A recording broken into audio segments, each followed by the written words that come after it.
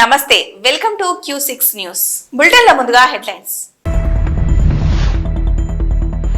నేత్రపర్వంగా శ్రీకాళహస్తిలో జ్ఞాన ప్రసూనాంబ తిరుచి వాహన సేవ, అధిక సంఖ్యలో పాల్గొన్న భక్తులు. తెలంగాణలో ఉన్న కంపెనీలకు దావోస్ లో MOUలు కుదుర్చుకోవడం ఓ విచిత్రం, కేంద్ర మంత్రి కిషన్ రెడ్డి విమర్శ. గోదావరి నీళ్లు ఏపీకి తీసుకుపోతుంటే రేవంత్ ఎందుకు ప్రశ్నించడం లేదు? రేవంత్ కు మాజీ మంత్రి హరీష్ రావు సూటి ప్రశ్న. నారా లోకేష్ ఎంతో మంది యువతకు స్ఫూర్తి, లోకేష్ డిప్యూటీ సీఎం కాదు, దేశానికి పీఎం కావాలి. గంటా రవితేజ సంచలన వ్యాఖ్యలు. శ్రీకాళహస్తి ఆలయంలో జ్ఞాన రూపిణి జ్ఞాన ప్రసూనాంబ తిరుచి వాహన సేవ, ప్రత్యేక ఉంజల సేవ నేత్రపర్వంగా నిర్వహించారు. దివ్య మంగళకర స్వరూపాన్ని దర్శించుకుంటూ భక్తులు ఆనంద పరవశులయ్యారు.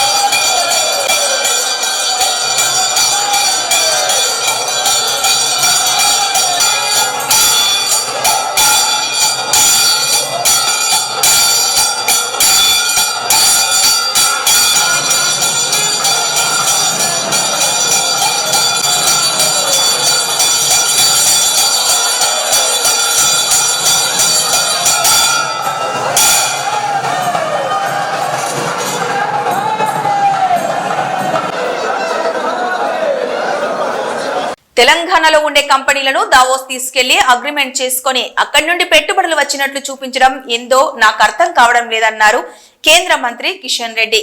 దావోస్ పర్యటనపై పలు విమర్శలు వస్తున్నాయి. ఇక్కడ ఉన్న కంపెనీలతోనే మళ్లీ ఎంఓయూ కుదుర్చుకొని రావడంపై పెదవి విరుస్తున్నారు.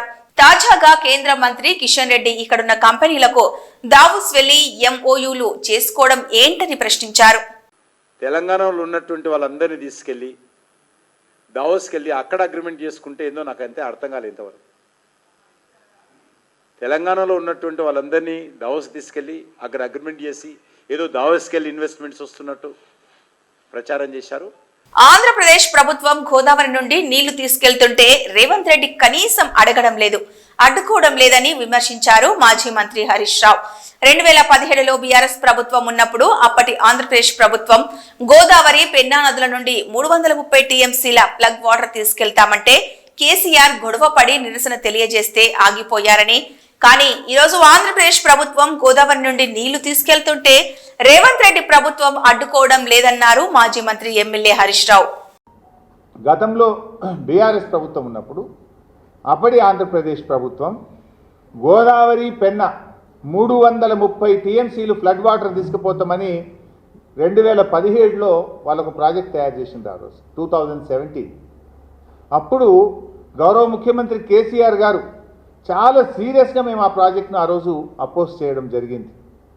మేము గట్టిగా అన్ని ప్లాట్ఫామ్స్లో జిఆర్ఎంబి కానీ, కేఆర్ఎంబి కానీ, సిడబ్ల్యూసి కానీ, వాటర్ రిసోర్స్ కానీ ఆ రోజు మేము తీవ్రమైనటువంటి నిరసన తెలియజేస్తే అది ఆగిపోయింది ఆ రోజు. కానీ ఈరోజు కొత్తగా వచ్చిన ఆంధ్రప్రదేశ్ ప్రభుత్వం యుద్ధ ప్రాతిపదికన ఇటు గోదావరి నీళ్లను మరి తీసుకుపోయే ప్రయత్నం చేస్తూ ఉంటే వీళ్ళు మాత్రం మరి కనీసం ఈ రోజు వరకు ఉత్తరం కూడా రాయలేదు. నారా లోకేష్ నాలాంటి ఎంతో మంది యువతకు స్ఫూర్తి. ఏపీలో లోకేష్ గేమ్ చేంజర్ అవుతారని అనుకోలేదని అన్నారు ఘంటా రవితేజ. రాబోయే రోజుల్లో నారా లోకేష్ లాంటి రాజకీయ నాయకుడు మనకు చాలా అవసరం. కానీ నారా లోకేష్ ను అందరూ డిప్యూటీ సీఎం కావాలని అనుకుంటున్నారు, కానీ అన్నయ్య పీఎం కావాలని అన్నారు ఆయన. ఏదో ఒక రోజు లోకేష్ ను ప్రధానమంత్రిగా చూడాలన్నదే నా కోరిక అన్నారు మాజీ మంత్రి టీడీపీ ఎమ్మెల్యే గంటా శ్రీనివాసరావు కొడుకు గంటా రవితేజ. అన్నయ్య రాజకీయ జర్నీ చూస్తే మన అందరం మాకు కానీ లేకపోతే ఈ రాష్ట్రంలో ఉండే యువతకి అందరికీ చాలా ఒక ప్రత్యేకంగా స్ఫూర్తి. ఎందుకంటే అన్నయ్య మాలాగే యుఎస్ లో చెప్పుకొని రాజకీయాల నుంచి కొంచెం దూరంగా ఉండాలని అనుకునే టైంలో నాకు అన్నయ్య పరిచయం. నాన్నగారు ఎంపీగా ఉన్న టైం అప్పుడు ఆయన్ని ఢిల్లీలో ఒకసారి చంద్రబాబు నాయుడు గారితో చూసాను అనమాట. ఆ టైం అప్పుడు మామూలుగా మా అందరికి ఎవరికి తెలియదు లోకేష్ అన్నయ్య ఈరోజు ఇంత స్టేట్ లో ఒక గేమ్ చేంజర్ అవుతారు పొలిటికల్ గా. అటువంటి చక్కటి రాజకీయ నాయకుడు మనందరికీ చాలా ఇంపార్టెంట్ అండి ఇప్పుడు వచ్చే రోజుల్లో. ఎందుకంటే మీరు చూడొచ్చు మన ప్రజలే దేవుళ్ళు, వాళ్ళ ఆశీస్సులే మనకి దీవెనలు అని భావించే తెలుగుదేశం పార్టీకి ఆయన తీసుకునే ప్రతి ఒక్క అడుగు మనకి ఇప్పుడు చూస్తే ఈ సభ్యత్వం కార్యక్రమంలో 2 లక్షల నుంచి 5 లక్షలు ఆ బీమాని చేయడం అనేది నిజంగా ఆయనకి హ్యాట్స్ ఆఫ్ చేయాలి. అలాగే మనకి ఇప్పుడు ఎడ్యుకేషన్ లో చూసుకుంటే ఆడవాళ్ళకి ఎలాగ ఈక్వల్ గా మగవాళ్ళకి ఉండాలనే ఆ ప్రత్యేక స్ఫూర్తితో ప్రతి ఒక్క గవర్నమెంట్ కాలేజ్ లో కానీ స్కూల్లో కానీ వాళ్ళకి ఇంపార్టెన్స్ కూడా ఇవ్వడంలో దానిలో ఎటువంటి సందేహం లేదు. ఎందుకంటే మొన్న ఈ మిడ్ డే స్కీమ్ మీల్స్ అప్పుడు కూడా లాంచ్ చేసినప్పుడు అన్నయ్య సీరియస్ గానే యాక్షన్స్ తీసుకొని అది చేయడం జరిగింది. సో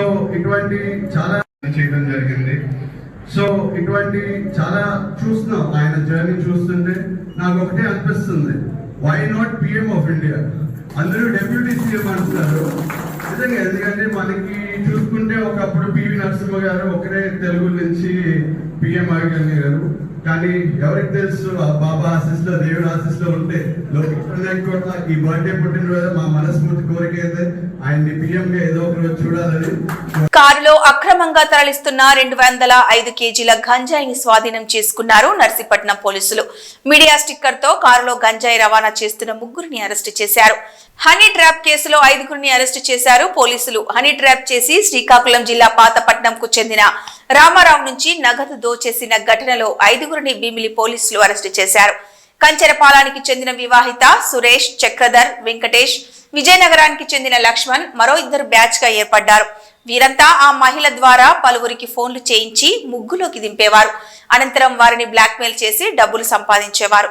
ఈ క్రమంలో రామారావుని మోసం చేయగా అతని ఫిర్యాదుతో వీరి డొంకంతా కదిలింది.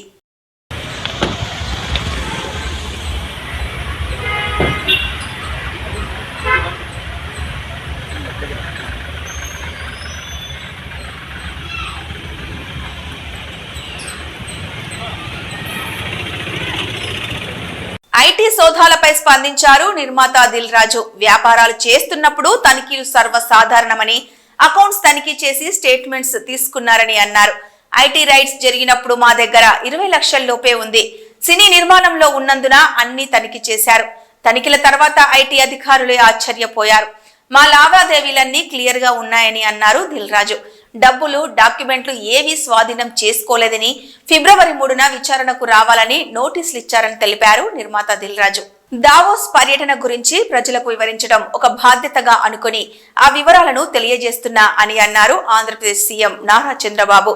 1995లో మొదటిసారి సీఎం అయిన దగ్గర నుంచి 1997లో దావోస్ కు వెళ్లి ఏపీ బ్రాండ్ గురించి వివరించడం మొదలు పెట్టానని అన్నారు చంద్రబాబు. దావోస్ పర్యటన తర్వాత జరిగిన విషయాలు ప్రజలకు చెప్పడం ఒక బాధ్యతగా నేను ఎప్పుడైనా తీసుకుంటున్నాను. ఈరోజు దావోస్ అనేది నాకు కొత్త కాదు. ఈ దేశంలో ఫస్ట్ టైం దావోస్కి వెళ్ళాలి అనేది నిర్ణయించింది నేనే. ఒక ట్రెండ్ సెట్ చేశాను. మొట్టమొదటిసారిగా 95లో ముఖ్యమంత్రి కావడం, 97 నుంచి దావోస్కి రెగ్యులర్గా వెళ్ళడం, ఆర్థిక సంస్కరణలు 91 వచ్చాయి. ఇంటర్నెట్ రెవల్యూషన్ ఎర్లీ 90sలో అంటే 1995 మధ్యలో వచ్చాయి. అక్కడి నుంచి 97 నుంచి నేను 95 ముఖ్యమంత్రి అవుతానే దావోస్కి వెళ్ళడం మొదలుపెట్టాను. ఎంజీఎన్ఆర్ఈజీఎస్ 70 లక్షల రూపాయల వ్యయంతో బీటీ రోడ్ శంకుస్థాపన చేశారు. పాతపట్నం నియోజకవర్గం ఎమ్మెల్యే మామిడి గోవిందరావు అనంతరం దబ్బపాడు ఎంపీపీ స్కూల్ ఆవరణలో మొక్కలు నాటారు. గ్రామ ప్రజలతో కలిసి గ్రామంలో పర్యటించి వారి యొక్క సమస్యలు తెలుసుకుని వాటిపై సమస్య పరిష్కారానికి కృషి చేస్తారన్నారు. ఈ కార్యక్రమంలో మండల ఎన్డీఏ కూటమి నాయకులు, కార్యకర్తలు, గ్రామ ప్రజలు తదితరులు పాల్గొన్నారు.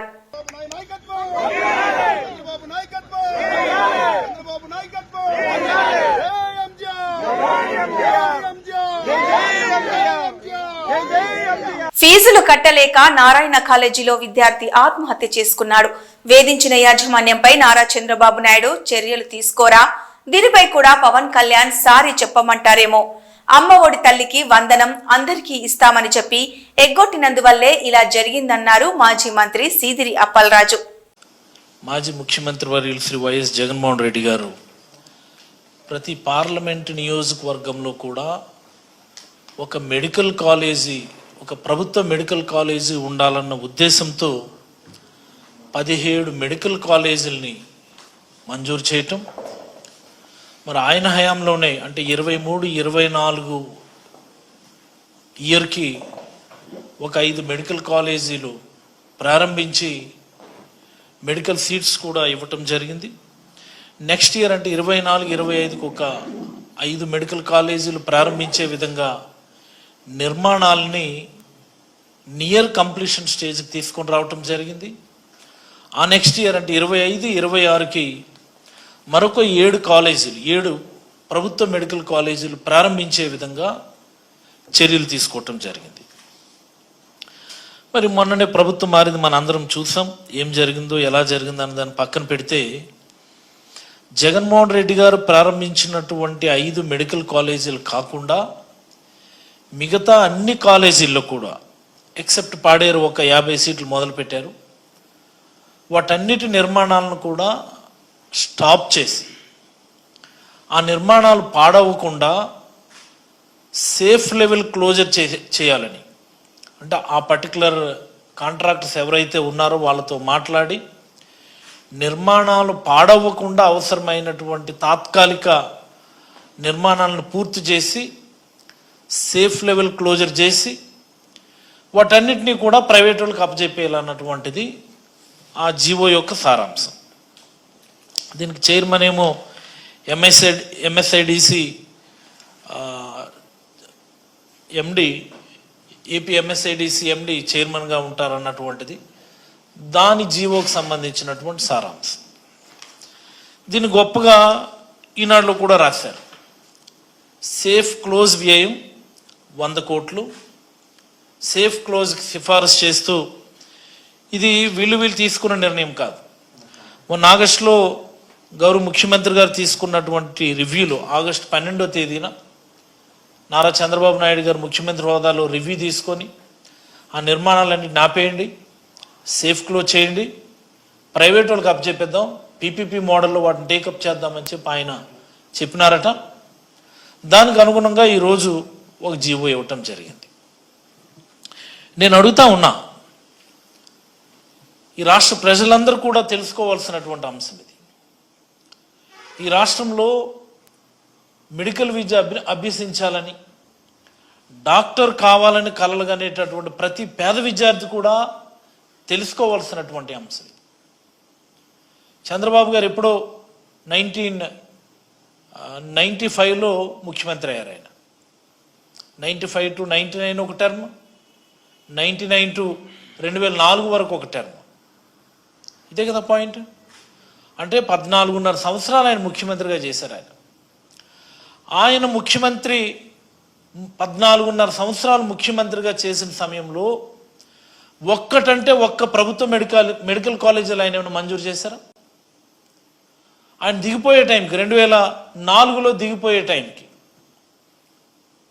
ఈ రాష్ట్రంలో 11 గవర్నమెంట్ మెడికల్ కాలేజెస్ ఉంటే 11 గవర్నమెంట్ మెడికల్ కాలేజీల్లో ఒక్కటి కూడా చంద్రబాబు హయాంలో మంజూరు చేసినటువంటిది కాదు. అంటే చంద్రబాబు గారికి ప్రభుత్వ మెడికల్ కాలేజీల మీద ఉన్నటువంటి ఆసక్తిని ఈ సందర్భంగా నేను తెలియజేస్తా ఉన్నాను. ఎవరికైనా ఇలాంటి దౌర్భాగ్యమైన రికార్డు ఉందా? ఈ దేశంలో ఏ ముఖ్యమంత్రి అయినా తన హయాంలో కనీసం 1-2 ప్రభుత్వ మెడికల్ కాలేజీలు ఉంటే నా పేరు చిరస్మరణీయంగా మిగులుతుందని ఎవరన్నా అనుకుంటారు. చూసారా, ఆయన 14.5 ఏళ్ల కాలంలో ఒక్కటంటే ఒక్క గవర్నమెంట్ మెడికల్ కాలేజీలు ఇవ్వలేదు ఆయన. At the same time 18 private medical కాలేజీలు వస్తే ఆయన టెన్యూర్లో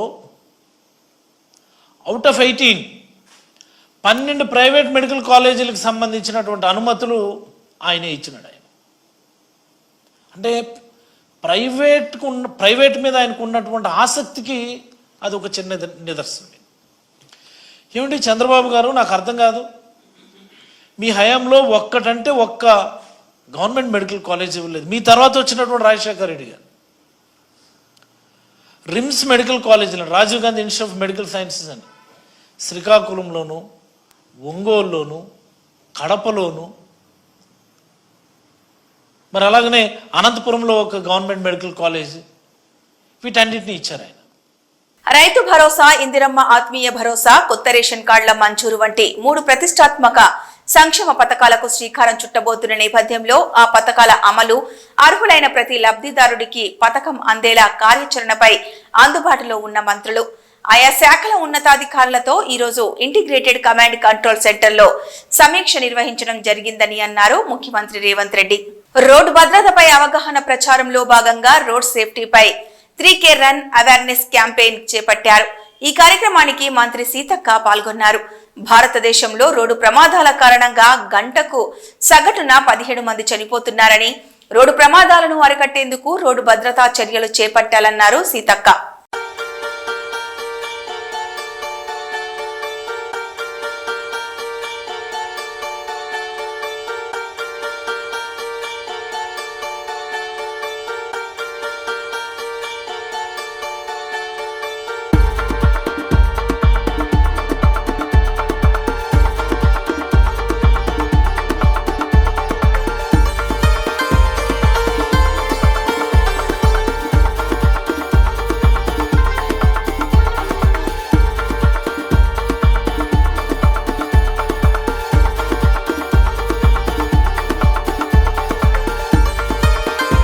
సూర్యాపేట జిల్లా పాలక్కిడు మండలంలోని జాన్ పహాడ్ దర్గా ఉత్సవాలలో రాష్ట్ర నీటిపారుదల, పౌర సరఫరాల శాఖ మంత్రి నల్లమాద ఉత్తమ్ కుమార్ రెడ్డి, మిర్యాలగూడ ఎమ్మెల్యే బత్తుల లక్ష్మారెడ్డితో కలిసి మజువర్ జానీబాబా ఇంటి వద్ద నుండి సందల్ ఖాన్ వరకు పవిత్ర గ్రంథాన్ని ఎత్తుకొని ఊరేగింపులో పాల్గొన్నారు. అనంతరం దర్గాలో ప్రత్యేక ప్రార్థనలు నిర్వహించారు. ఈ కార్యక్రమంలో RDO Srinivasulu, DSP Sridhar Reddy, Neredcherla market committee chairman Bellakonda Vijayalakshmi, Narasimharao, Waqf board chairman Azmatullah Hussaini, మాజీ ఎంపీపీ గోపాల్, జడ్పీటీసీ మోటీలాల్, ముజావర్ జానీబాబా, షేక్ సైదా, గ్రామ పెద్దలు తదితరులు పాల్గొన్నారు. మరి ప్రజలందరూ కూడా మరి జాన్పాడ్ దర్గా సైదులు బాబా కూడా మమ్మల్ని ఆశీర్వదించాలని చెప్పి మేము ప్రార్థిస్తున్నాము. ఈ ప్రభుత్వాన్ని ఆశీర్వదించాలి. ముందు ముందు కూడా ఈ ప్రజలకి మరింత సేవ చేసే విధంగా మమ్మల్ని ఆశీర్వదించాలి, మాకు బలం చేకూర్చాలని చెప్పి కోరుకుంటున్నాం. మీడియా మిత్రులు మీరు తెలిసి ఆశ్చర్యపోతారు. భారతదేశంలో 29 రాష్ట్రాల కంటే ఎక్కువ, ఉమ్మడి ఆంధ్రప్రదేశ్లో 23 జిల్లాల కంటే ఎక్కువ, తెలంగాణలో టీఆర్ఎస్ ప్రభుత్వంలో హయాంలో కంటే 10 ఏళ్ల కంటే ఎక్కువ మొన్న వానాకాలం పంట రికార్డు స్థాయిలో 155 లక్షల మెట్రిక్ టన్నులు పండింది. ఈ రబీ పంటలో మా అంచనా మేరకు 100 లక్షల మెట్రిక్ టన్నులు రాబోతుంది. పండిన పంట ప్రతి గింజ మేము ఎంఎస్పీ కొనుగోలు చేసినాము. పండిన ప్రతి సందర్భానికి మేము హామీ ఇచ్చినట్టుగా 500 రూపాయలు బోనస్ ఇచ్చినాము. రబీ కూడా సన్న రకాలకి బోనస్ ఇవ్వబోతున్నాము. మరి ఈ జాన్పాడ్ దర్గా సైదుల్ బాబా గారు మమ్మల్ని ఆశీర్వదించాలి. రేషన్ కార్డులు అందరికీ ఈ రాష్ట్రంలో అందరికీ ఇచ్చి, ఆ తర్వాత ఇప్పటిలాగా గతంలో లాగా దొడ్డు రకాల రేషన్ ఇచ్చి, కోర్స్ గ్రెయిన్స్ ఇచ్చి, అది కోళ్ల ఫారాలకి, బియ్యాల కంపెనీలకి, రైస్ మిల్లర్లు పాలిష్ చేసి ఎక్స్పోర్ట్ చేయడానికి కాదు, అందరూ తినే విధంగా ఉచితంగా 6 కిలోల సన్నబియ్యం పెడుతున్నాము. కొంతమంది సపోర్ట్ కొట్టలేదు. యాదగిరిగుట్టలో పాన్ బ్రోకర్ యజమాని బోర్డు తిప్పేసిన వైనం శుక్రవారం వెలుగులోకి వచ్చింది. పట్టణంలోని జై భవానీ పాన్ బ్రోకర్ యజమాని 2 రోజులుగా షాప్ తెరవకపోవడం, ఫోన్ స్విచ్ ఆఫ్ రావడంతో బాధితులు షాప్ వద్దకు వెళ్లి తీవ్ర స్థాయిలో ఆందోళన వ్యక్తం చేశారు. యాదగిరిగుట్ట పట్టణంతో పాటు మండల వ్యాప్తంగా చాలా మంది ప్రజలు ఈ షాపు నిర్వాహకుడి వద్ద బంగారం కుదువపెట్టి డబ్బులు తీసుకెళ్లినట్టు చెబుతున్నారు. అలా సుమారు 5 కోట్లకు పైగా స్థానికులు బంగారాన్ని తాకట్టు పెట్టినట్లు బాధితులు వెల్లడిస్తున్నారు. దీంతో పాటు దుకాణం యజమాని ప్రజల నుంచి అప్పులు కూడా చేసినట్టు స్థానిక ప్రజలు ఆరోపిస్తున్నారు. అప్పులిచ్చిన బాధితులు సైతం దుకాణం వద్దకు వచ్చి ఆవేదన వ్యక్తం చేస్తున్నారు. గురువారం నుంచి ఫోన్ స్విచ్ ఆఫ్ రావడంతో బాధితులు షాప్ దగ్గరికి వెళ్లి ఆందోళన చేస్తుండగా పట్టణ పోలీసులు ఘటనా స్థలానికి చేరుకున్నారు. బాధితులు పోలీస్ స్టేషన్లో ఫిర్యాదు చేయాలని, ఫిర్యాదు మేరకు విచారణ చేపడతామని పోలీసులు బాధితులకు వెల్లడించారు. ఈ రోజు జై భవానీ జ్యువెలర్స్ సంబంధించి జితేందర్ అనే వ్యక్తి ఇక్కడ స్థానికంగా కొంతమంది దగ్గర నుంచి డబ్బులు వసూలు చేసుకొని పరారేయని చెప్తున్నారు. ఇక్కడికి వచ్చిన తర్వాత ఇక్కడ షాప్ దగ్గర చాలా మంది జనాలు గుంపుకుంటే బాధితులు ఉంటే వాళ్ళకి క్లియర్ చెప్పడం జరిగింది. మీ దగ్గర ఎటువంటి రిసిప్ట్స్ ఉన్నా కూడా మీ నగదుకు సంబంధించి ఉంటే తీసుకొచ్చేసి కంప్లైంట్ ఇచ్చేసినట్టు ఖచ్చితంగా దర్యాప్తు చేసేసి ఒక టీము 2-3 టీమ్స్ ఫామ్ చేసేసి మేము వాటిని ఎట్టి పరిస్థితుల్లో పట్టుకోవడం జరుగుతుంది. కొంతమంది అంటే ఇంట్లో రకరకాలు ఉన్నాయి. కొంతమంది దగ్గర అధిక వడ్డీ ఆశించే వాళ్ళు కొంతమంది అతనికి డబ్బులు ఇచ్చి తెలుస్తుంది. కొంతమంది బంగారం కొలువు పెట్టి డబ్బులు తీసుకుని తెలుస్తుంది. ఇట్లా రకరకాల కంప్లైంట్స్ ఉన్నాయి కాబట్టి ఆ కంప్లైంట్స్ ఏవి కూడా ఇంతవరకు కేసుకు రాలేదు. ఇక్కడ బాధితులు చెప్పడం జరిగింది, ఇప్పుడే చెప్పడం జరిగింది. కంప్లైంట్ ఇచ్చినట్టు ఖచ్చితంగా పట్టుకొని అతను పట్టుకొని ఆ అమౌంట్ ఏదైనా కూడా రికవర్ చేసి ఖచ్చితంగా బాధితులకు న్యాయం చేస్తారు. వస్తుందనేది ఇంకేం తెలీదు, ఎంత అమౌంట్ ఏంటనేది తెలీదు. అంటే ఇంకా రకరకాలుగా చెప్తున్నారు. సుమారు 1 కోటి రూపాయలు నుంచి 5 కోట్ల రూపాయలు చెప్తున్నారు. వాళ్ళు చెప్పడమే కానీ మనకి రేపు వాళ్ళకి ఫీల్డ్ మీద వాళ్ళ రిసిప్ట్ కానీ చూస్తే కానీ మనకి ఇంత అమౌంట్ అనేది చెప్పలేదు. బులెటిన్ ముగించే ముందు ముఖ్యాంశాలు మరొకసారి. నేత్రపర్వంగా శ్రీకాళహస్తిలో జ్ఞాన ప్రసూనాంబ తిరుచి వాహన సేవ, అధిక సంఖ్యలో పాల్గొన్న భక్తులు. తెలంగాణలో ఉన్న కంపెనీలకు దావోస్ లో ఎంఓయూలు కుదుర్చుకోవడం ఓ విచిత్రం, కేంద్ర మంత్రి కిషన్ రెడ్డి విమర్శ. గోదావరి నీళ్లు ఏపీకి తీసుకుపోతుంటే రేవంత్ ఎందుకు ప్రశ్నించడం లేదు? రేవంత్ కు మాజీ మంత్రి హరీష్ రావు సూటి ప్రశ్న. నారా లోకేష్ ఎంతో మంది యువతకు స్ఫూర్తి. లోకేష్ డిప్యూటీ సీఎం కాదు, దేశానికి పీఎం కావాలి. గంటా రవితేజ సంచలన వ్యాఖ్యలు. ఇవి ఈనాటి వార్తా విశేషాలు. మరో బులెటిన్ లో మళ్ళీ కలుద్దాం. నమస్కారం.